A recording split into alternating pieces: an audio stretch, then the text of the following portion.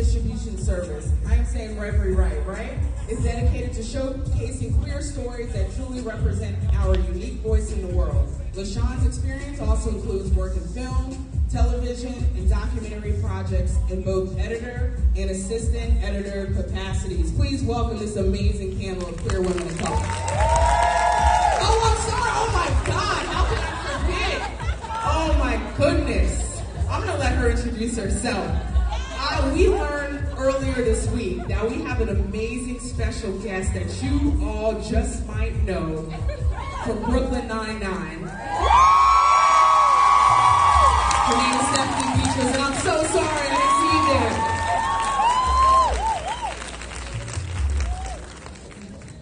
there. Okay, great. There you go. All right. So I'm going to wind up asking a few specific questions, but these amazing ladies will jump in and we'll just have a great conversation, and I want to leave some room for Q&A as well. I'm going to actually start with Chloe. Oh, dear. Yes. How do you think queer women of color are portrayed in white-centered shows? Can we be queer on screen without white people? Well, is this on? It is. Okay. So the thing is, most shows are white-centered that we see on screen today. And we talked about this if you were at the Asian representation panel. That often people of color, queer women of color, are used as plot devices so the main white character could find themselves or evolve. It's a thing that happens a lot, and I think it's really important for showrunners and writers to start writing queer women of color as their own people, and who aren't just there to advance someone else's plot line, to help someone evolve. So something else we were talking about earlier was streaming platforms. Digital platforms have been really been receiving a lot of praise for their diversity. This has been the largest LGBT representation on screen that we've seen ever. And there's a lot of diversity for people of color on screen. However, queer people of color seem to be what's lacking now, with 77% of what you see on screen for, I think it's regulars and recurring characters being white folks, and then that leaves 23% for people of color, which includes everyone else. But so I think I think we're on the right track, and I think there's obviously an audience for this kind of representation on screen. So that's what I think they're portrayed like. What do you think of that? Does anyone else want to comment on that question? Or even, is there a solution or a better way to execute how we show up on these shows? I think Black Lightning is a good example. I also think the bold type is a good example. I bring up the bold type reluctantly, however, because part of the problem is, in terms of the representation of queer women of color, they tend to be light-skinned and not dark-skinned. If there's a relationship between queer people on any given show, it's almost always interracial.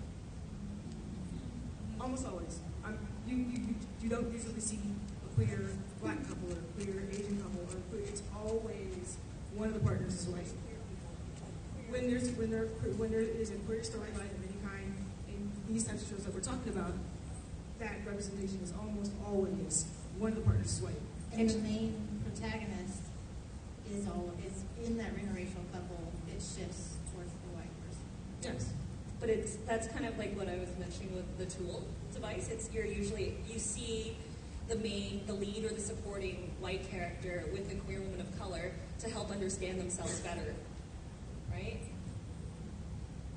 Anyone else? Not always, but generally, yes.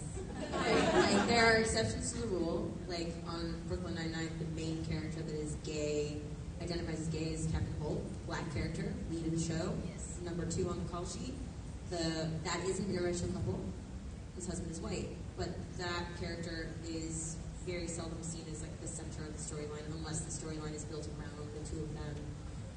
But I would agree that like it is very frustrating to for example, go in on auditions and read for a girlfriend, knowing that the main character whose girlfriend you are going in for is a white character, or being told that, well, they cast the other girl as a Latina, so they can't go with you, which is like, that doesn't make sense to me at all. The problem is the people that are making those decisions are not us, right? It's still a business format, and the people that have been in charge of that business for a very long time, from the time that it was developed to now, have been usually white, cis men. So really the solution is to get more people that look all sorts of different ways and identify in all sorts of different ways into the rooms where they're making it happen. That is perfect, because the question that I had for you, and you kind of answered it a little bit, is have you had any challenges when auditioning as a woman of color, or any other challenges? I mean, that would be the main one, like that is so, it's so limiting to me to think that, that you can never, how dare somebody make the decision for me that I'll never be witness to a queer love story that's two Latino women, like that, and then they do exist, but they're being made in indie film usually. They exist, in Instagram as like personal movements that are political at the same time, but it is frustrating, and like that's why, and I said this in the other panel that I was in earlier, it's so important right now for people that are young, that are consuming this media, to think of themselves as creators too, because it really is the people that are sitting in these rooms during this conference that are going to be creating media in the next 5, 10, 15, 25, 50 years. And so that media will reflect the stories that you want to tell and the stories that you want to consume. So it's really important to monitor your consumption. Like, what am I buying into? What stories am I giving money to that like don't really reflect my life and who I am?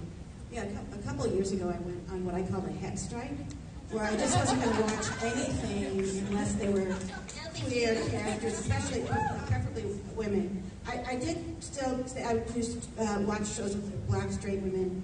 So I did listen to Two Dope Queens or whatever, but it's quite heterosexual. It's a little jarring. So it was amazing, and I discovered so much content out there that I had no idea existed. Yeah. So I think we need to find it and represent it, and I think the thing about the writers' room is so crucial. What a great idea. That's right. I might try it for a week. I like a lot of trash TV, like Real Housewives of anything. I thought I'd be staring at the wall, but it went on for like 4 months. It was good. That's awesome. And this is perfect, because I had a question for you. How does intersectionality play a role as far as queer women of color in media? Okay. I think this is an important question, because intersectionality is a word that's being used a lot lately, which is wonderful. It's really great. And I think a lot of times people use it in terms of as identity, as a way to talk about identity and complex identities, which is great because we need to have those conversations. But intersectionality, is historically is a way is a lens for us to view the world that we live in, that we make, that we're subjected to, And so in that way, me being a black lesbian mom, I'm not more intersectional than a white lesbian mom or a white straight woman. All of these positionalities are defined in relation to each other, and it's in the relationship to each other that we can see that we're forced into these boxes and categories that are horrible for everybody.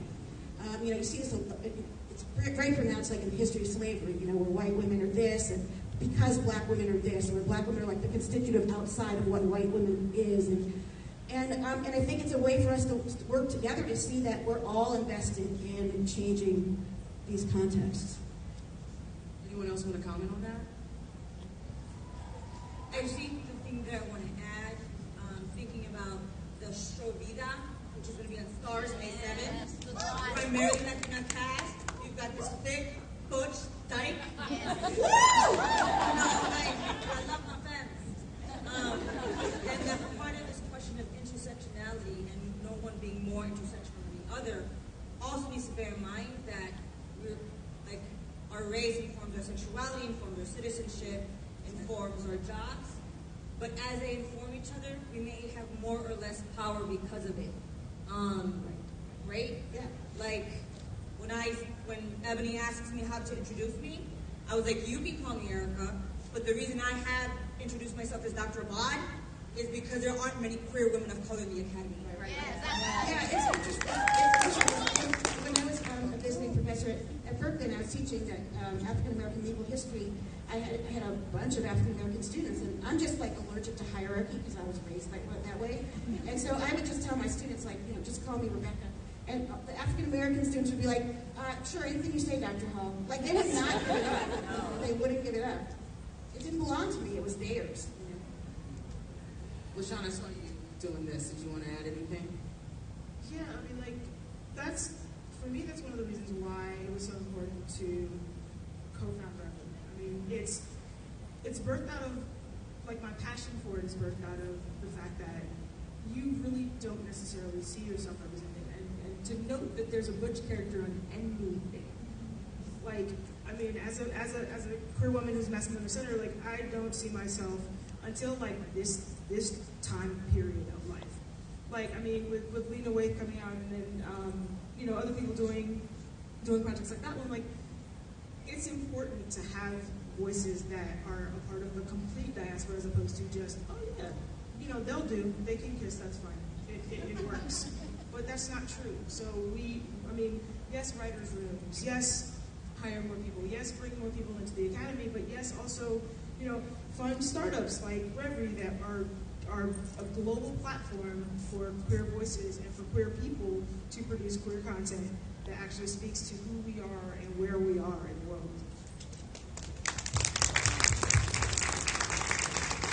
And speaking of intersectionality, Holly, I had a question for you because we spoke a little bit before this panel earlier this week, and you were telling me that there are a small amount of indigenous films in general.